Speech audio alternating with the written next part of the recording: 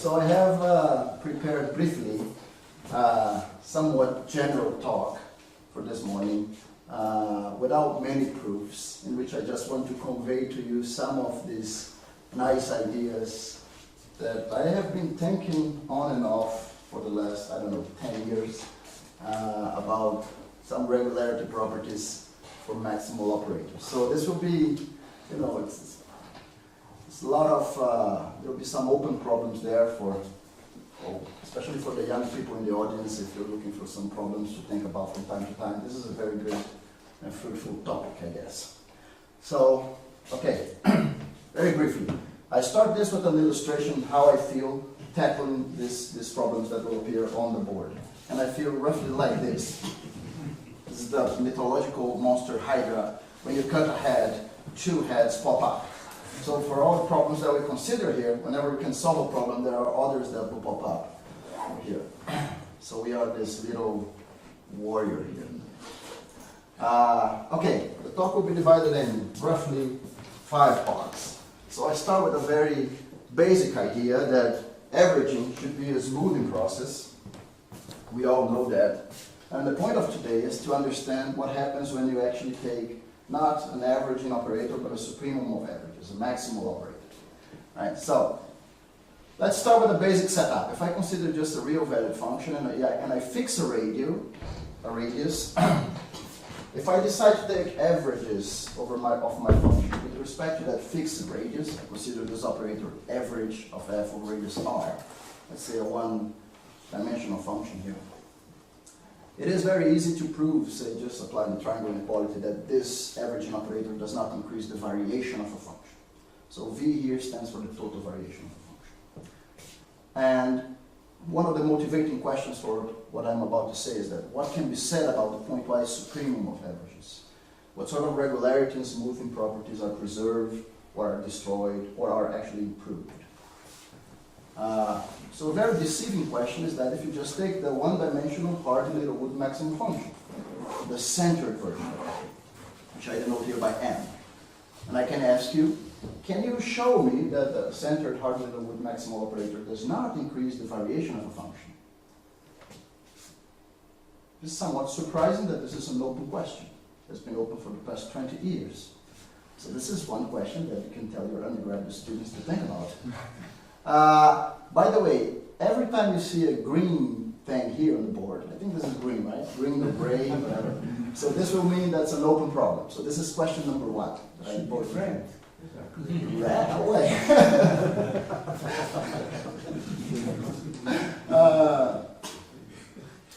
After some years of thought, the best known result for this, which is actually quite a surprising result, like as Sasha was saying, this is also one of the best papers that I have read in my life, proved by Kurka in 2012.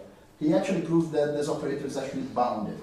So it sends BV to BV, but with constant 240,000 roughly. And no one is able to diminish this constant so far. So the variation of the maximal function loses to 240,000 times the variation of f, the one-dimensional case. We'll come back to this in a minute. So the beginning of the story, of course, starts, let's define the Hardy-Littlewood maximal operator on RD.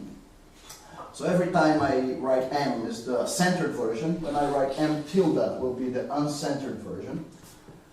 Of course, we all know that it maps LP to LP when P is bigger than 1. It has a weak type estimate at the endpoint 1. These sorts of maximal operators are usually connected to some sort of pointwise convergence estimates for the back differentiation, for convergence of solutions of PDEs to the initial datum, Fourier series, and the story goes on.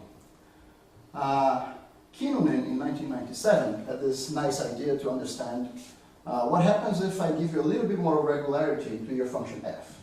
If I say that it does not only belong to LP, but it belongs to W1P.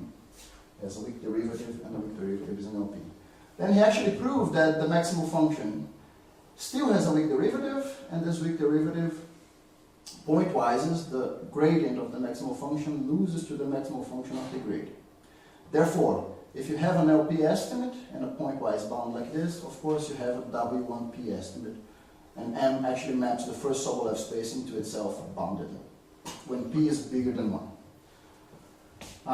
These results were extended to local versions of the maximal operator when you are in a bounded domain, to the fractional version when you have a fractional parameter in front, and to multilinear versions. This is actually how one of my very first paper as a graduate student was to extend these sort of results to bilinear maximal functions, and given the, well, at the time, more recent result of Lacey and TD for the bilinear maximal function that maps into L1. So there was a different difficulty here when you're actually mapping into L1, because when P is bigger than 1, you can use all sorts of soft analysis techniques, reflexivity, and so on. But when you map into L1, it's a slightly harder problem.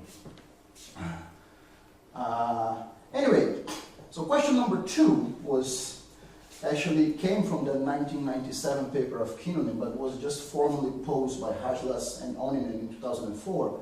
Is actually what happens at the endpoint. So if I give you a function that is W11, of course, the maximal function will not map into L1, but we have hope that the derivative will, that there will be some cancellation in the gradient, and somehow the gradient of the maximal function. So the question is, if f belongs to W11, do we have the m of f weakly differentiable? And if we do we have the bound, the L1 bound of the gradient, bounded by the W11 norm of f? Okay, so this was the question.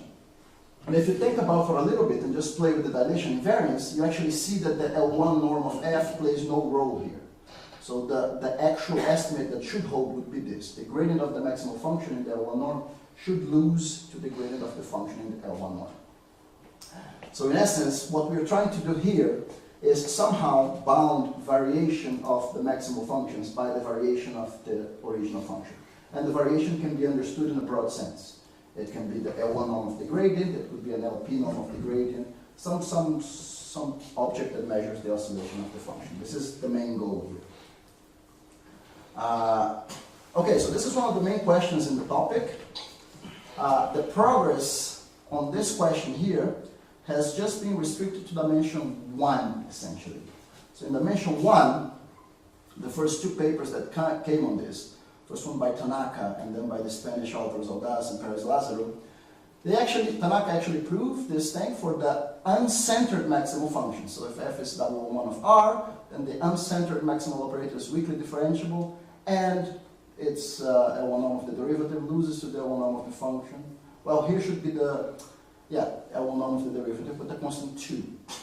Oh, I should point out here that the uncentered maximal function is a bit of a smoother operator, right? You're allowed to take averages over more balls, so in generally it's a smoother operator.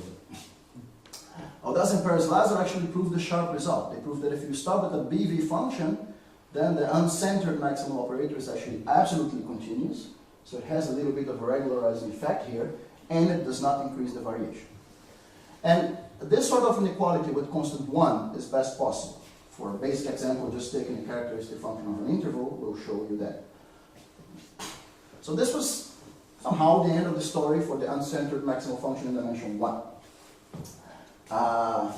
For the centered one, a few years later, Kurkio came up with this result. It was very nice. And I think I might have told you a little bit of the story on what happened in between 2007 and 2012. I was a postdoc at the Institute for Advanced Study, and one of the problems that I discussed with Bourgain, and the first time that I met Bourgain to discuss mathematics was somehow this one. He asked me, what sort of problems are you working on? And I said, well, there's this result, I'm trying to prove the same thing for the centered maximal function in one dimension. And I kind of briefly exposed to him in 10 or 15 minutes what I was thinking about. Then he looked at me and he said, well, Emanuel, the last time that someone proposed a problem like this to me, it was a conjecture that had been open for 40 years, 40. And it took me a whole day to solve it. So this was when I met him, that he was a little bit eccentric in his sense of humor. And then I was kind of all apologetic. Okay, so maybe I told you some dumb things, but can you please think about my problem? If you think about it and come up with some ideas, would you let me know? I know it must be an easy problem for you and so on. And he said, well, okay, I'm going to go for a conference. I'll think about it a little bit for 2 weeks, and we meet again in 2 weeks, and I'll tell you if I had some nice ideas. Then he came, he went to his conference, 2 or 3 weeks later, we met again, and then he just hey professor, did you have a chance to think about my little problem? And he just tapped me in the back and said, it's a good problem, keep thinking about it.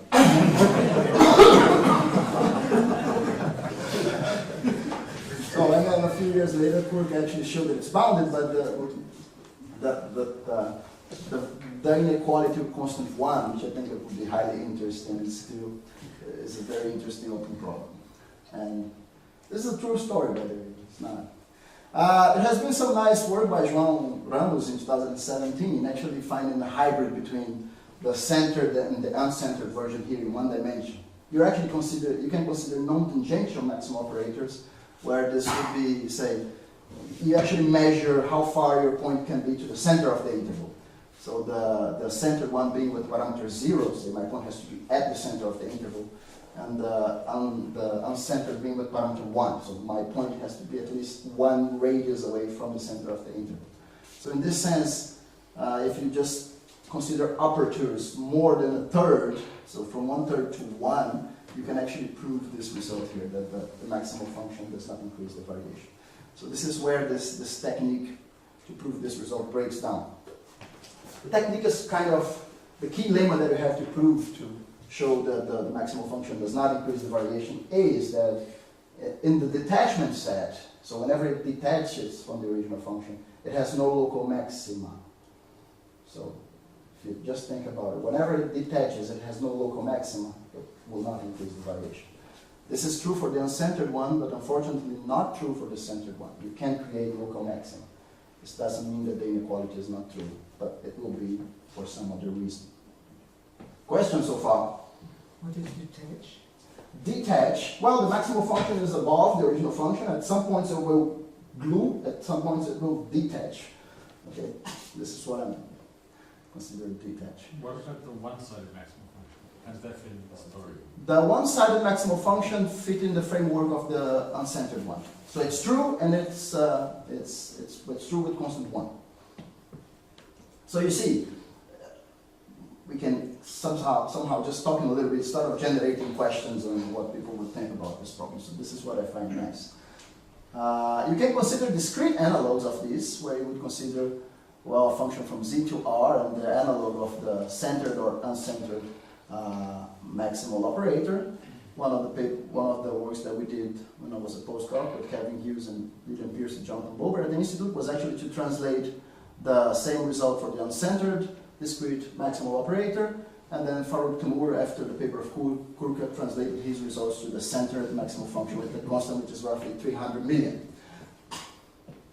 Again, same problem with constant. We have constant 1 in this inequality above here.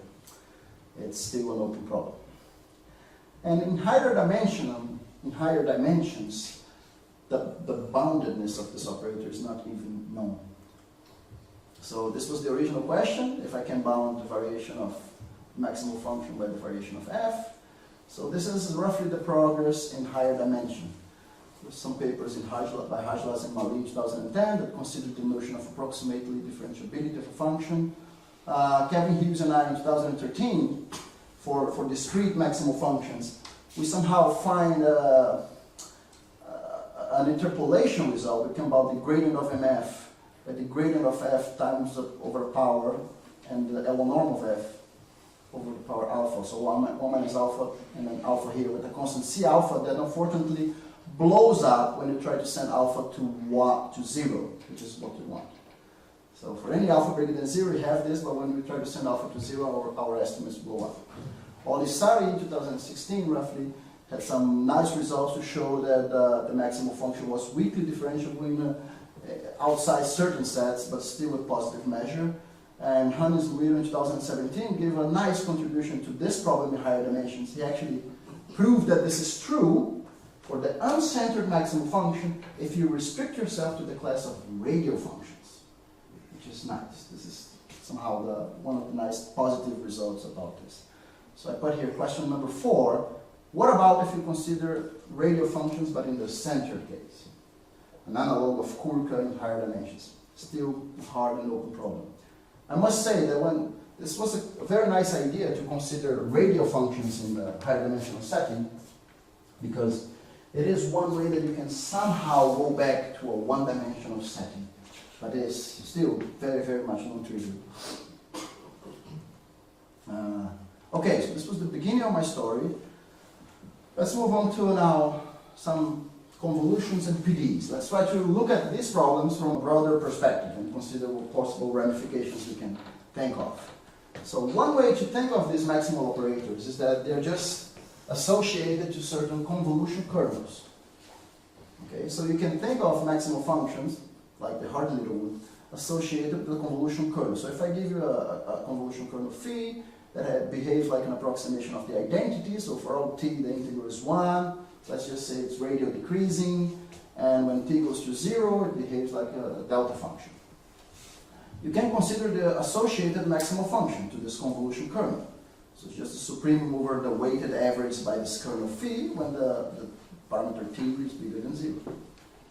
So, for example, the Hardy-Littlewood in this setting happens when you consider the phi just being the characteristic function of a ball. But you could consider other kernels, like the Gaussian, Poisson kernel, your favorite kernel. And, well, the classical result of Stein that all these maximal functions associated to convolution kernels are essentially bounded from LP to LP. They actually lose to the Hardy-Littlewood maximal function, which is the mother of them all. And the same proof of Kinnunen for p bigger than 1, which is just built on nice functional analysis tools, works to prove that these operators m phi are bounded in the Sobolev space W1p. Then you can ask the same question. Do you have for any maximal function, maximal operator of convolution type, do you have that it does not increase the variation? Do you actually have that it's actually a bounded operator? Can you prove such an inequality with the universal C, possibly with C equals 1? This is highly open in one dimension and in higher dimensions as well.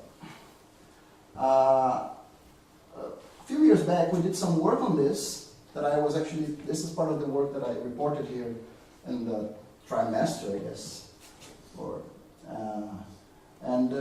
We actually can do this for some kernels associated to PDEs.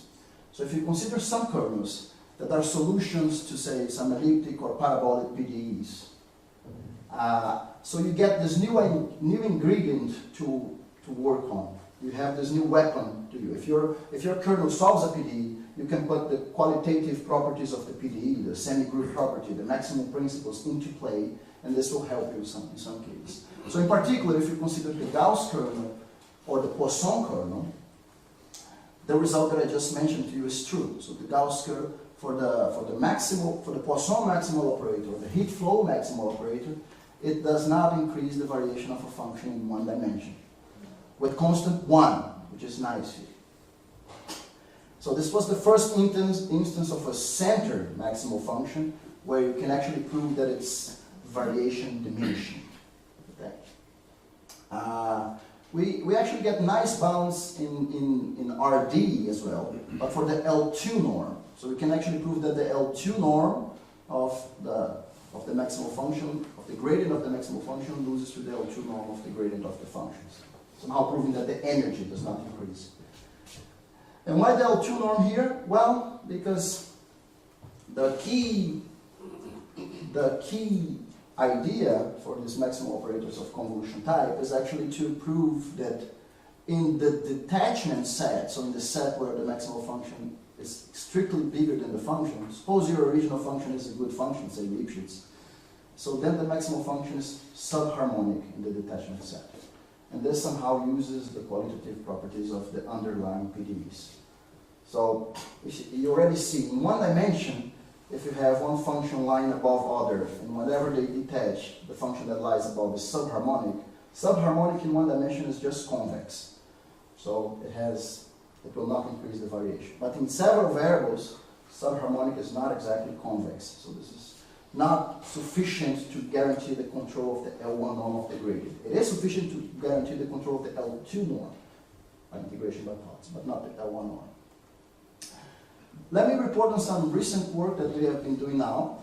This is joint with Christian Riquelme, my PhD student who's sitting here. We actually consider this situation in higher dimensions, but now with radial functions.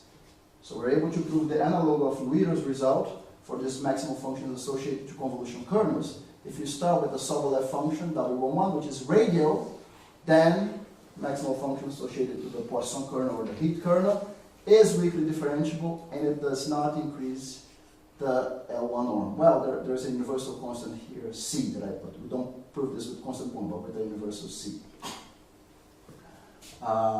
We actually have analogous results for this, for maximal functions on the sphere, when you consider polar functions. So the polar functions are the analog of the radial functions on the sphere. Functions that just depend on the distance of to the North Pole. I'll get back to this if I have time at the end. This is a very nice idea. And roughly, the idea here is very nice. When you have this convolution current, I said that they were subharmonic in the sense that they detach. The other crucial ingredient is actually to use the previous result proved by Luido for the uncentered maximal function that lies above these guys. So in some sense, the idea a posteriori is kind of, the intuition is interesting, because you have your function f that lies in the bottom, you have this maximal function of convolution kernel that lies in between, but it's not so badly behaved, it's a subharmonic function, and you have another function that lies above, which is the uncentered maximal function, that you can show that the variation is bounded. So you have two functions here and one in between which does not oscillate too much. So the idea is to prove the variational bound for the functions in between. Of course, you have to translate this into mathematics, but this is roughly the strategy. Good. How are we doing on time? Now, part 4. Let me talk to you a little bit about fractional maximal functions now. Questions so far? Are we good? So the fractional Hardy-Littlewood maximal operator is the same, the supremum over the averages, but now you put the fractional parameter r to the beta here in front. So you actually take the supremum over r to the beta times the averages, where beta is a parameter that lies between 0 and the dimension d. When the parameter beta is 0, you get back to the original operator of Hardy-Littlewood. But for general beta, this maximal function has relations to Reese potentials and some PDEs in potential theory. One of the difficult things here that you lose right in the beginning is the ability to say that this maximal function is strictly above your original function. It is not anymore. Because when the radius goes to 0, if beta is not 0, then this thing goes to 0. So you don't have a well-defined notion of detachment set now. So all the previous techniques you can just throw away, they will not work for you. So the classical LP boundedness for the result, everybody here knows, it maps LP to LQ, and there is this dilation invariance, so the exponent Q has to be dP over d minus beta p, for p bigger than 1. Kinnunen and Saxman in 2003 actually extended the LP bounds to W1P, the same range, the same Q, and of course the question here is what happens at the endpoint case? Can you say something more at the endpoint case? You don't have the L1 boundedness, but you may have hopes that for the gradient some cancellation kicks in and you might have something to say when P is equal to 1. Again, here is a green question, so you know it's an open question in one dimension and several variables.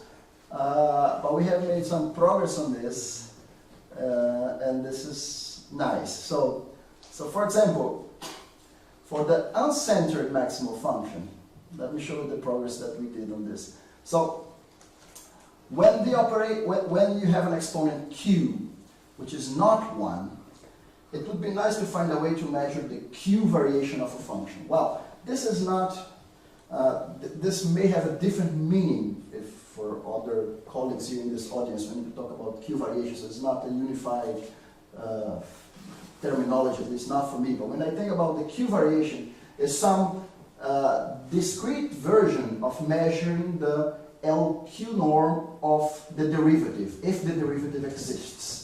The same way that the total variation of a function is the L1 norm of the derivative, if the derivative exists, the Q norm will be that. And the right analog in our case here is to actually consider an exponent q bigger or equal than 1, and you consider this object that is well defined for any function f, the variation q of f. It's just the supremum over, you take a sequence of points, x1 to xn, so f of xn plus 1 minus f of xn to the q, divided by the length, xn plus 1 minus xn to the q minus 1, and then everything to 1 over q. You take the supremum over all possible discrete partitions. This is what I'm considering variation q of f. It's actually very interesting because we worked a little bit. I was working with Jose Madrid on this project, and he was my student at IMPA. And we worked a little bit to come up with this object, but then when we posted the first version on the archive, I had a Swedish colleague emailing me saying, by the way, this operator that you were actually considering there, this variation, it was actually considered by Rees 100 years ago. I said, well, okay, we are on the right track for kind of considering and coming up with the same definitions. And there's a nice thing that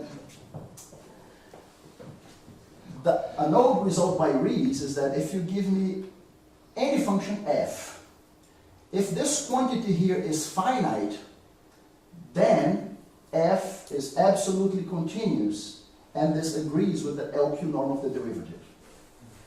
If q is bigger than 1, okay? Of course, if q is 1, we know that the function may have total variation finite and not being absolutely continuous. But if q is bigger than 1, having this thing finite is equivalent to being absolutely continuous, and this is the LQ norm of the derivative. Okay, so this plays a role in this result here. So this is an answer to the previous problem for the uncentered maximal operator in one dimension. So we are in dimension 1. We consider a fractional parameter beta between 0 and 1, and the corresponding exponent q, 1 over 1 minus beta. Let f be a function of bounded variation, f function bv, such that the maximal operator is not entirely infinite. So this is a little bit of a technical condition here. Then this fractional maximal function is absolutely continuous, so it has a regularizing effect. And you have this bound here, so the q variation of the maximal function loses to the variation of a function, with a constant here that we don't know if it's sharp or not. Probably not. And this is the LQ norm of the derivative. So the answer of this question here, at least we know it in one dimension for the uncentered cases. All the other cases are open problems as far as I know. In this paper with Jose Madrid, we did the analogous thing for fractional discrete maximal functions. You get the same q variation here, but now it's easier because the points have distance 1, so it's just the LQ norm of the discrete derivative.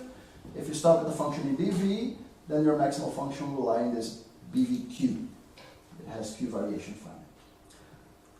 finite. Again, we have, this is all for the uncentered maximal function. I put a tilde here. We have the problem, the boundedness of these operators, even in one dimension for the centered case. Very interesting problem, but we don't know how to do it yet. The strategy for this fractional maximal function is a very nice thing. It's kind of a, you reduct to good functions, let's say a function, a Lipschitz function, and somehow for the original Hardy-Littlewood, you had a local control. So in every interval that it detaches, it didn't have local maxima, and you actually proved that in every interval where it detaches, the variation would not increase right there. Here, somehow the idea is to get some sort of local control of the variation. But here you will have to control the q variation over an interval by a larger interval of your original function, and just make sure that these intersections overlap just a finite number of times. So it requires some sort of bootstrap processing. A recent work of Luiro and Jose Madrid, they actually solved it, the analogous problem in higher dimensions, again for radial functions. So it seems that all that we can say in higher dimensions now are just restricted to uncentered maximal functions in the radial case. It's a very nice result. So if you have a W01 function that is radial, then the uncentered fractional maximal operator is weakly differentiable, and the LQ norm of the gradient loses to the L norm of the gradient of that. And Q here is d minus beta.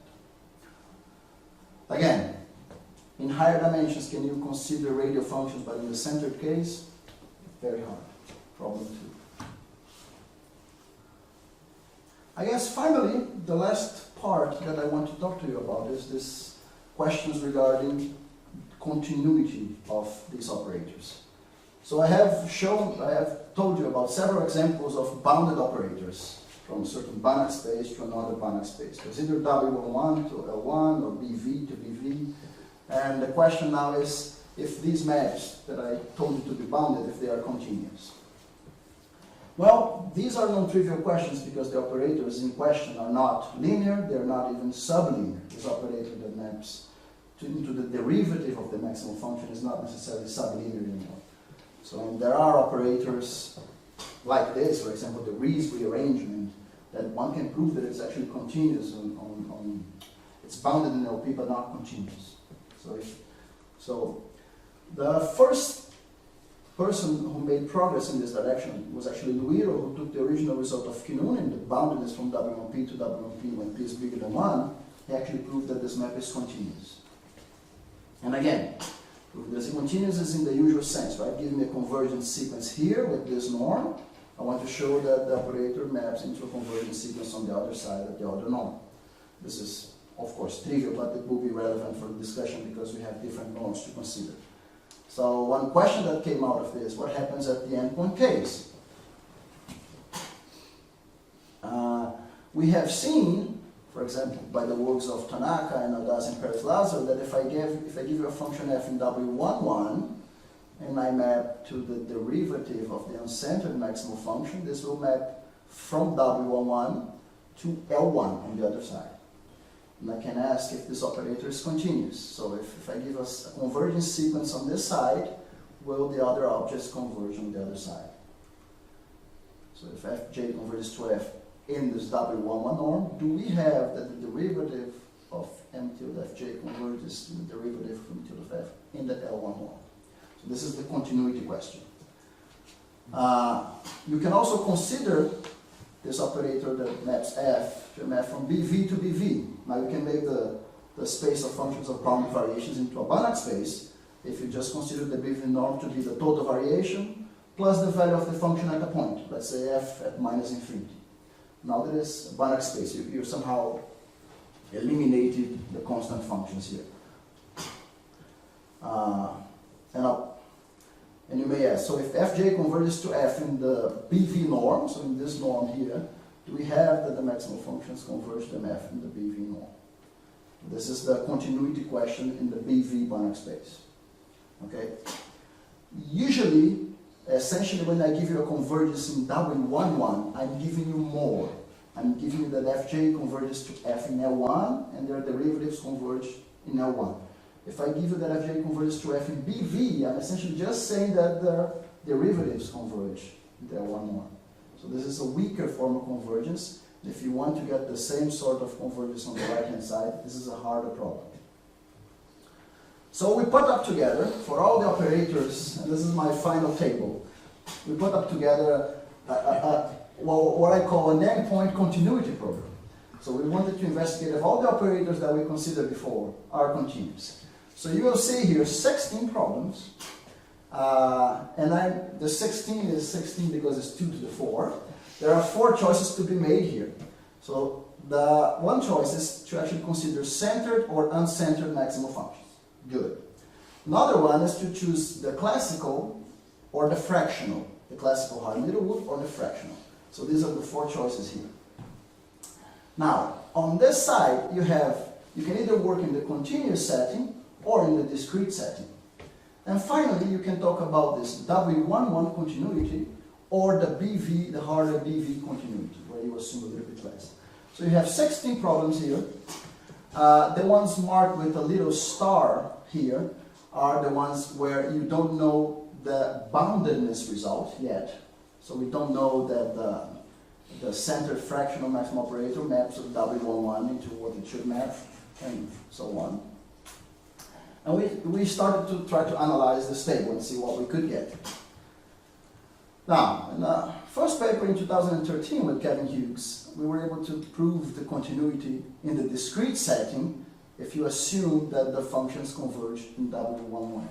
Well, in the discrete setting, W11 is essentially L1. So if the function has the discrete derivative function is in L1, it has discrete derivative in L1. So I'm essentially saying here that if I have a sequence of functions that converges in L1, then the derivatives of the maximal function on the other side will converge in L1. This is true in all of these cases. In a recent paper with Jose Madrid and Lillian Pierce in 2017, we were actually able to solve two of these questions about the endpoint in the continuous setting for the uncentered classical, or the uncentered Hardy-Littlewood. So this was remember, the first result that I showed you today about Tanaka's paper is that it maps W11 into L1 in the uncentered case, and we proved that this operator is actually continuous. So if Fj converges to F in W11, the derivative of the uncentered maximal functions on the other side will converge. And we proved this in the discrete setting for the BV norm too. We actually found also some counterexamples. There are 4 no's here. So in these fractional settings, this BV continuity is false. You can find a sequence of functions that converge on the left-hand side such that the corresponding object on the right-hand side will not converge. Notice that we find some no's here, even in the case where there is an asterisk here. So even if the boundedness result is proven to be true, which we don't know, but the continuity is certainly false. And then in a recent paper by Jose Madrid, he actually finished 2 more cases on this continuity program here, tackling this BV continuity in the centered case, the discrete setting, and for the uncentered fractional, for the uncentered one in the W11. And the other ones, I don't know if you can see here, but I'm marking it as greens because they're problems we don't know how to solve. Usually for the centered operators, in this BV continuity setting is very hard. And this isn't one that we don't even know the boundedness or the continuity. I guess this works like a survey. This was question number 10 on my list. So lots of questions. If someone wants to work with us on this, you'll be very welcome. I had a friend ask me some time ago if I thought that this was a field this was a topic of research that was somehow expanding or contracting, if there were a lot of people working on it. And my answer to him was, well, certainly the number of problems that I know how to solve is contracting, but I think there's a lot of nice research problems in there that are, you don't need too much technical preparation to at least start thinking about them. But of course, it's very difficult, but the difficulty lies in the world of the ideas, not of the technicalities themselves, you know. So, thank you very much for your attention, guys.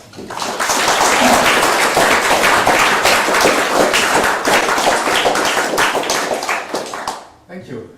Yeah, there is a question. So this subharmonicity on the detachment and multi-dimensional, is it Poisson kernel, heap kernel, or both, or maybe some other kernels too? It's both. The subharmonic and the detachment set for Poisson, for heat, more generally for the kernel that satisfy this linear PDE right here. This is actually a more general result. So if you have a more general PDE, it is subharmonic in the right notion of PDEs. So if you have an L of u equal to 0, it's going to be L subharmonic. But, you know, we don't dive too much into that. More questions? Yeah. If you replace a linear order with a more general like partial order, so like replace R with something that's got a couple more branches coming off it or something like that, is there anything known in that setting? If I replace the linear order by a fractional, like consider fractional Sobolev spaces, is that what you're asking? Any of the problems. No, but like considering Holder space. So replace R with like another branch coming off it. So you still have an order structure, you still have a notion of variation, and you can still define a Oh, if you want to do this, say, on graphs. Yeah, changing the geometry. Interesting enough, so far we have just changed the geometry for the sphere and for the torus. So I've only considered this problem for RD and for other manifolds like the sphere and the torus, which is just RD with periodic data. But it would be highly interesting to consider these problems on graphs or infinite trees, for example. I think it would be nice. But alpha derivative is natural as well, so why not half of a derivative? There are some positive results with alpha derivative with alpha between 0 and 1. If you ask for more than one derivative, then things start to break down. But yeah, it is true that, for example, the Hardy-Littlewood maximal operators maps H alpha to H alpha for alpha between 0 and 1.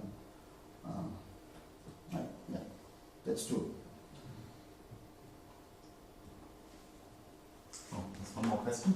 Jeremy? It's maybe a silly question, but I was wondering, when you know that you have the boundedness, do you have situations where you really fully understand the sort of argmax of the ratio? Like what the optimal F could be to reach? That is a very good question. I guess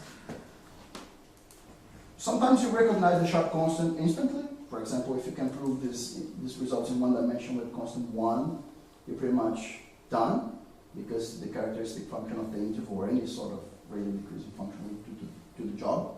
But in general, no. This is a tricky field to think about sharp constants.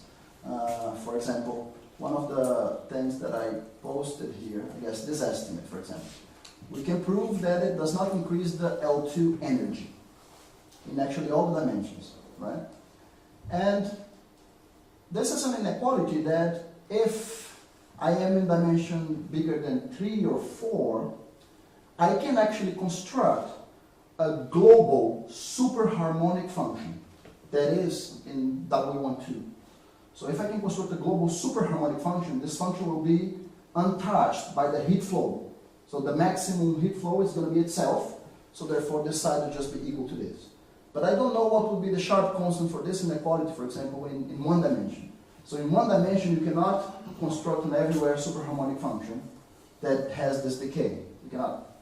It's easy to imagine. So, but then the constant here, I'm not sure if it's 1, if you can actually construct a sequence of functions that would converge to 1, or if it would actually be something smaller. This would be interesting. But other questions, you can try to prove if there is the existence of extremizers for certain inequalities. Yeah.